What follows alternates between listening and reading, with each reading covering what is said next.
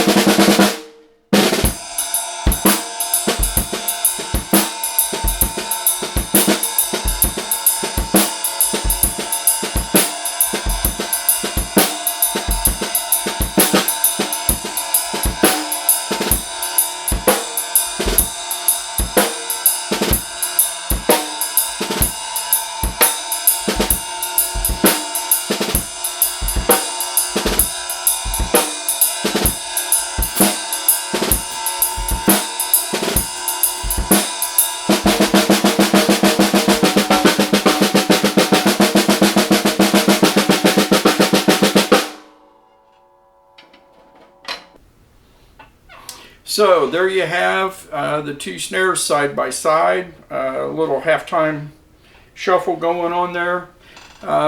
These two drums sound to my ear very, very similar, but there are differences, and I think part of the differences are the die cast hoops on top of the Noble and Cooly. Makes a little bit of difference. It dries it up just a little bit. It takes maybe just a little bit of the tone out of the drum, but in some cases that's what you want. This tends to be a very colorful snare. It always has been. The single ply steam bent shell, that's just a property of that kind of drum. And in the right mix, it's actually a pleasure to play. It works.